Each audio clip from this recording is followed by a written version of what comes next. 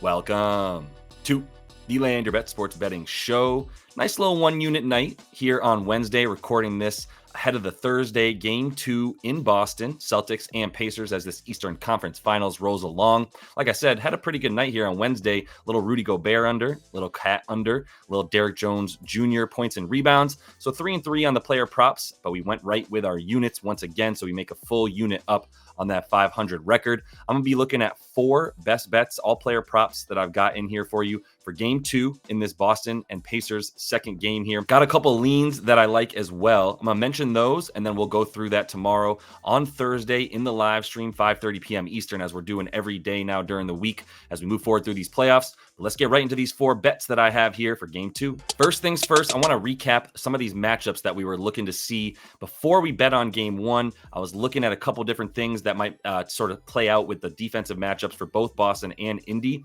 This right here, what you're looking at, is who Boston guarded for the most part. So starting with Papa Al, he was actually on Pascal a lot more than he was on Miles Turner. That was his primary matchup on defense.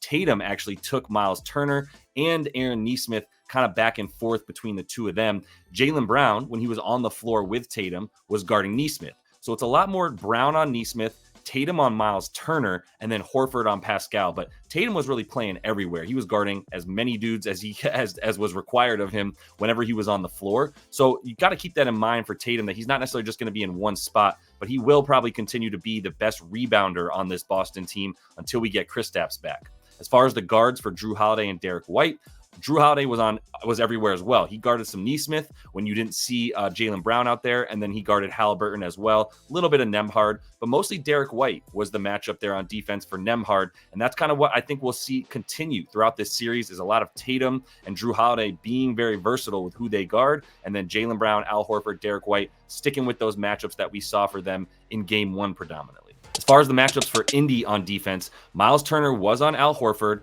Pascal was on Jaylen, and then you had Aaron Nesmith on Jason Tatum, right? And then Nembhard mostly on Derrick White, and Hallie was the one switching back and forth a little bit between Jrue Holiday and Derrick White because he was playing on the floor with TJ McConnell a bunch, right? So when you had McConnell out there, a little bit more of McConnell on Derrick White, a little bit more of Haliburton on Jrue Holiday. We'll see if that continues. I expect that to pretty much continue to be the case for this Pacers squad. Obviously, when Kristaps comes back, he changes everything around. But wanted to make sure that we followed up on what these matchups were in Game 1 and how we feel about them going forward, which is that I do think what we saw in that Game 1 will continue to be the case moving forward. And without further ado, I present to you under Al Horford, 21.5 PRA, going back to the well, baby. Minus 118. We get 2 more points, rebounds, and assists added to his prop line in this game so that we get to go under it again. Last game, it was 19.5 PRA. And I just think they got it all wrong, man. I mean, if the main thing I'm looking at here is that Papa Al Horford, one of the last dudes from the draft back in like 2006 or whatever, played 40 minutes in Game 1. About to be 38. I think his birthday's in June, so we'll say a little preemptive happy birthday to Papa Al. But that 40 minutes, man, that's really a good indication of what you can expect from him in Game 2. And what I'm using here for my examples are the games where he played big minutes in the playoffs so far once we lost Kristaps, right? Once Kristaps went down, that was Al Horford coming through and having to play big minutes. So that first game that Kristaps went down in was Game 4 of Miami. We saw Al play 39 minutes in that game. Next game comes back, plays 23. The other game that he played 39 minutes against the it was 39 minutes and 34 minutes, but the 39-minute game was against Cleveland.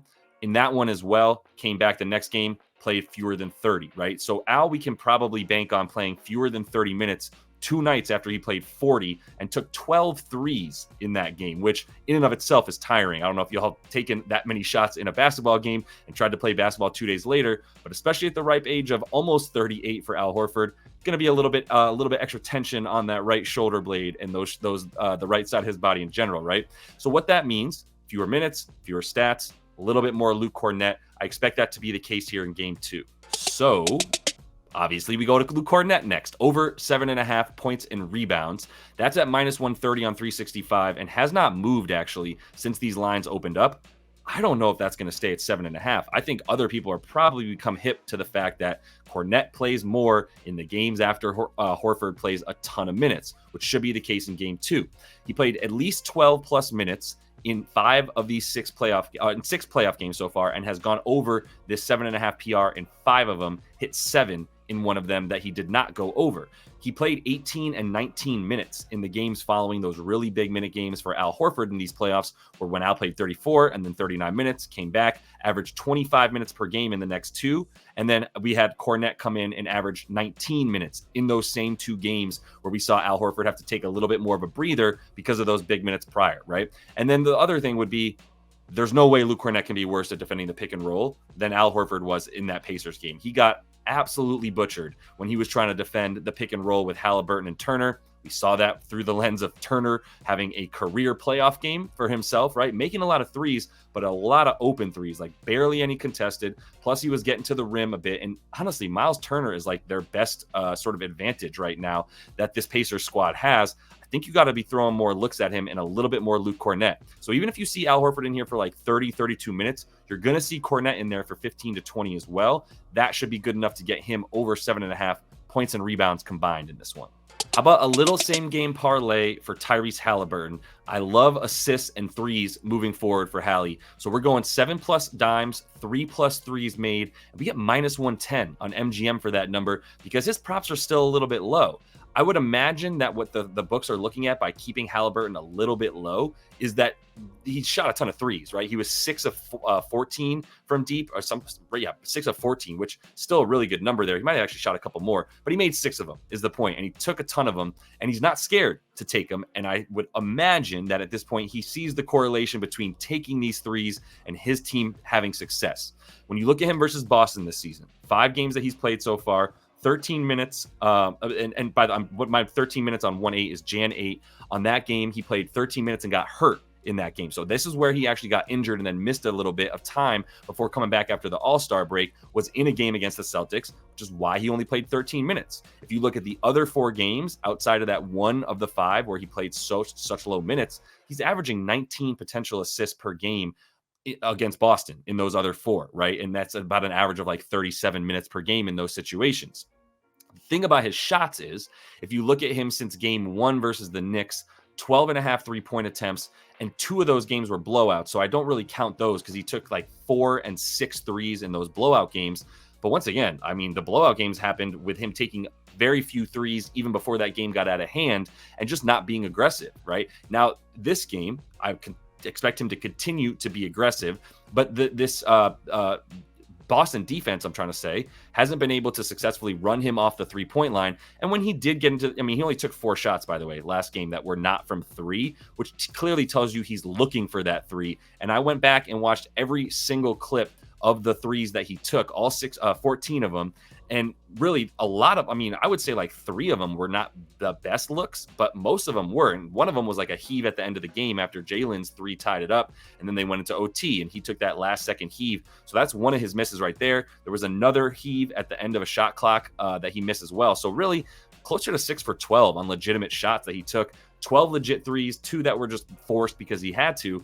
But I mean, he's still looking to take them. And even if it's Kornet playing a little bit more than Al Horford, you're still going to run him through that pick and roll with Miles Turner, and he's still going to be pretty open against slow-footed dudes like Kornet and Al Horford. So no matter who's guarding the big man that's picking for Tyrese Haliburton, I like him to get his threes. If you want to just take the over 3.5 threes, it's still plus money, which is a pretty good look as well. The dimes are at 8.5. I like that core line as well, but I like both of them so much that I just put them together to give you guys this little same game parlay, -110 on MGM for a full unit. This might feel like a trap. TJ McConnell over 14.5 points and assists, which is what his line was last game when he went over it for 17 rather, and plus 100. So we're getting even money now after it was just minus like 115 for him to get the same prop over. The other thing is his points prop is at 9.5.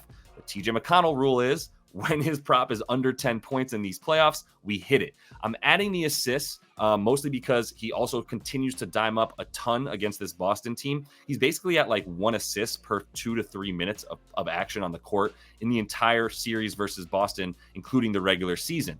4 assists in this last game, a nice amount of potentials as well, and he continues to rack up those potential assists. Plus, his assists are a little bit different than most because when he gets into the lane, which is where he lives, the other team has to account for the fact that he just doesn't miss from inside of 8 feet. Like, it's an unbelievable guarantee for TJ McConnell that he's going to shoot like 90% from inside of the painted area, which is where he's taking almost all of his shots, right? One more thing here. If you find under 3 made for TJ McConnell, even if it's like minus 250, I would feel comfortable adding that as a leg in a parlay. Last game, the books didn't even really let us add his under a half a 3 made into these parlays, in these same game parlays, because they're like, well, that's so easy that we don't even know how to calculate that. We'll allow you to take the risk of going under for minus 250, but we're not going to let you put it as a part of a parlay.